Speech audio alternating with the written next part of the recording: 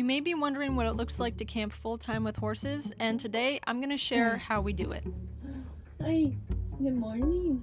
Just about every campground has a quiet hours rule, and so we tend to stay in our trailer until the sun comes up, and we get started on work pretty early. So because I woke up early today, and we have a lot to do today to get ready to start heading out west, I'm doing my schoolwork now, or at least getting ahead of it. Colin's right there working. We got our space heater going because it's just a little bit chilly this morning, and it's just super cozy in here. But I'm about to get up in about 30 minutes and go do barn chores, I call them. But I'm gonna go feed the horses. The funny thing is, Tucker can hear us in here awake and like moving around. And so he starts whinnying when he knows it's time to eat, or around it's time to eat. So he's been whinnying on and off this whole time.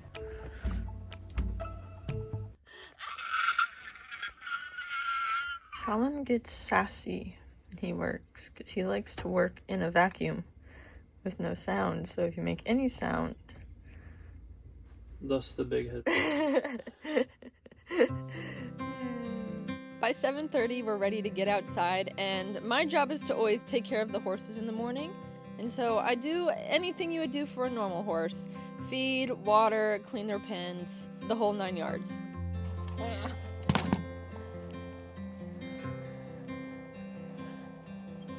And I think I've finally found my rhythm with the horses' diets. And don't judge these feed buckets, I know they're disgusting, but they just get dirtier if I clean them.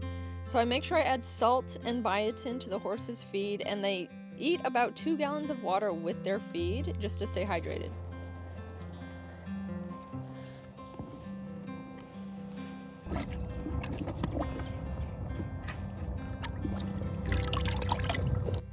Ruach is naturally very pushy with food, and so before he eats, I always do some groundwork with him just to help establish boundaries and also establish certain principles in his mind. The main groundwork exercise I use for this is the back up, and so I will have him approach the feed bucket, and then I will approach him and he will have to back up from me, and it's just solidifying my personal space in his mind. We do this a few minutes before I finally let him eat, and we do this at different distances. So you can see here, he's further away, I have him walk up, and he's much more careful with his footsteps. He's watching me, and so when I approach, he's ready to do the exercise. If you're interested in learning more about groundwork and how you can use it to work with your horse, I have an online course that walks you step by step through really helpful exercises. It's called the How to Gain and Maintain Your Horse's Respect Through Groundwork, and it's at shop.equinehelper.com. The link is in the description, so check that out. Another thing Ruach likes to do is kick over his feed bucket, and if I stand there, he won't do it, so I usually have to stand there until he is done. Yep. Yep. Colin and I both have our own chores that we do throughout the day, so while I'm cleaning the pen and stuffing the hay nets at this time, Colin is usually taking the dog out for a walk, so he will head out around this time. Now that I'm done with morning chores, one thing I need to do before we head out on the next leg of our journey is I need to clean the back of the trailer. So we've been here like a month, and so it's just gotten super messy in here. There's just trash and twine everywhere, and we're gonna need to start loading hay and loading our other supplies, so I just need to clean this space up. When the horses aren't in the trailer, we use this space as storage, and so when they have to go back in there, we have to find places to put all of this stuff, and it can be a bit overwhelming. After our first campground in Florida, the sand spurs got into Colin's bike tires and popped them. And so just for the last month, he's been chilling. Sometimes he'll go walk with me out on the trails, but now that we're getting back into the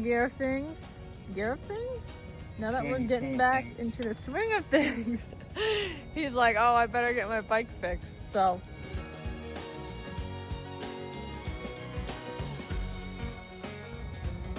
Slotted in, everything looks lined up properly. The brake pad thing is aligned with this that I'm not supposed to touch right now. So I'm gonna tighten this up, and then we're gonna try it out and see if it works. Lesson learned, sand spurs can pop bike tires. Colin's back on his bike. I know, this makes me so excited. I feel like we've missed this part of the trip. Once we get our morning chores done, we need to go run some errands and stock up on supplies. We have 3 main stops we have to make today. We have to go to Tractor Supply and get grain, then we have to go to the grocery store and stock up on groceries, and then we have to go to another feed store to get hay and to get like some supplements and things like that. So we're gonna run all of our errands today, so tomorrow we'll just focus on prepping the trailer to leave.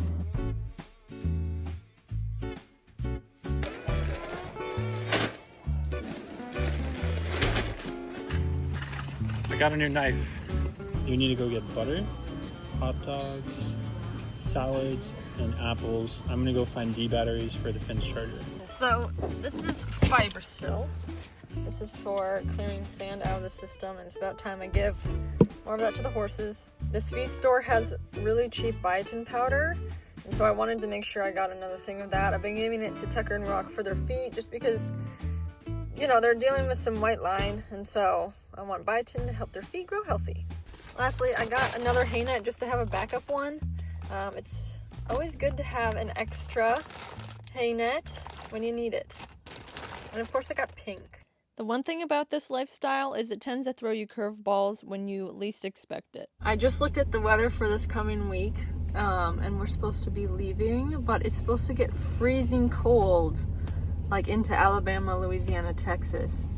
And so we really just need to decide if we're gonna continue and go on.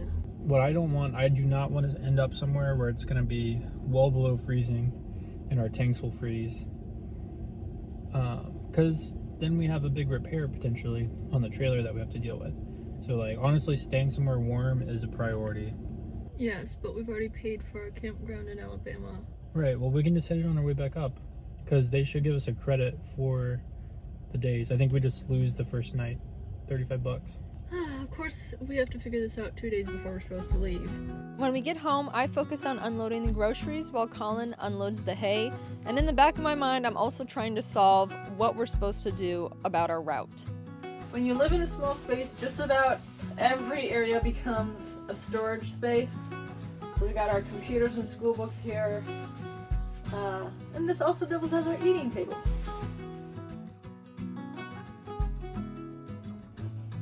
Oh wow, you stink. You stink. Yes, you do. Are you stinky? Get your toy. Get it. That's Trico's storage spot for her toy. After we unpack everything, we sit down to eat lunch and also discuss our options for what we need to do. We were supposed to head west in 2 days, but now we can't do that because of the weather, so we need to figure out where to go. Colin goes out and feeds the horses their lunch, so they eat 3 times a day. This is their second time at lunch around 1 p.m. And I get started on researching campgrounds and other places we could go to wait out the cold weather. So I think I finally have it all figured out. I just spent about an hour and a half researching different campgrounds, figuring out where we can go. And we are going to continue up north, but we're just going to stay below I-10 for now. And that way we are closer to our next destination. And we've moved because we do want to get trail riding and get moving again. But we are south enough to stay warm. Now that we've got that figured out, we're gonna work for the next few hours, and usually we work in the morning, but since our day got a little switched around, we're gonna fill that time now. We're gonna complete the rest of our chores that we had to do for the day, like our laundry, and then it's time to get out and ride. Don't bite. My goal today is to start conditioning the horses again for trail riding, just because over the last month we've kind of taken it easy and everyone has been in rest vacation mode. I always lunge Ruach before we go out just to get out his wiggles, and I use lunging and changing direction and halting as a way to engage his mind and get him ready for work. And once again, this is another great groundwork exercise you can use. So the link to that groundwork course is in the description. It's at shop.equinehelper.com. Our camp is right on the edge of the Withlacoochee Forest in Florida. Hopefully I said that right. But it's been really great to ride out there. Like I said, we haven't been riding too much just because we've all been resting. And if we do ride, we don't really go for that long. But we take a sanded road down to the trailhead. And all of the trails are very sandy. And Colin's bike has been out of commission, so he doesn't usually ride with me. Good boys. Good boy. So good. He'll often take Trico for a walk, and we'll go our separate ways and then meet up when we head back. Today I'm going to do a bit of a faster ride. What I've found with Florida is that the trails are really long and flat, and so they're good for endurance. Not necessarily good for stamina building, but good for endurance. Tucker about jumped me the other day right here, speaking of that branch. And then we are going to go into the woods on this side. Oh, watch out, there's a root there. But anyway, this is what old Elaine fields look like, I guess. I've never seen one. We didn't get to do too long of a ride today just because it was already late when we headed out. So we head back to the barn to do our final chores for the night. After a ride, I like to curry Tucker because it's like a massage and he likes it. Like where the saddle went. Oh yeah. He starts chewing and licking. So that feels good, Mom.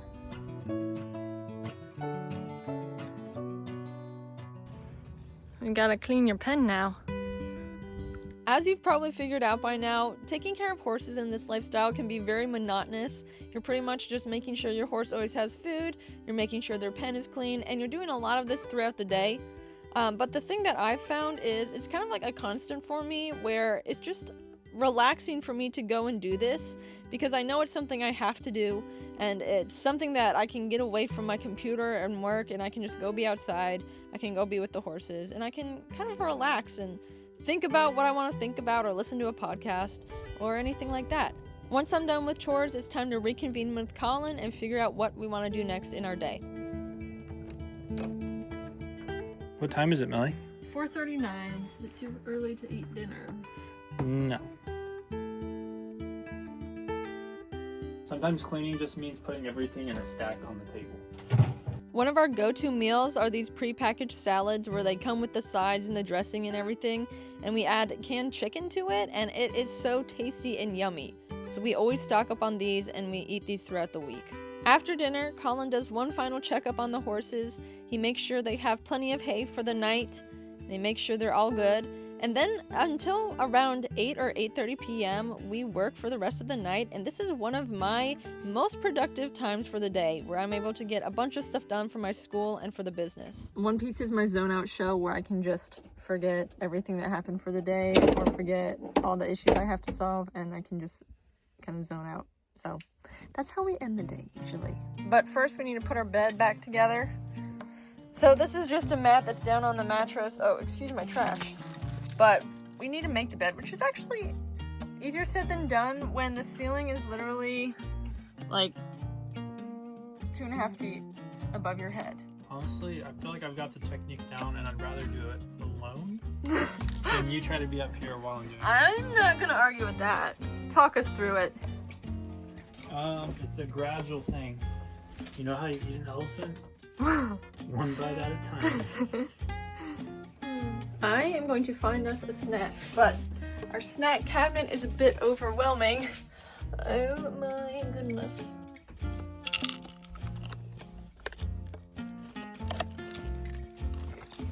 Don't come at me.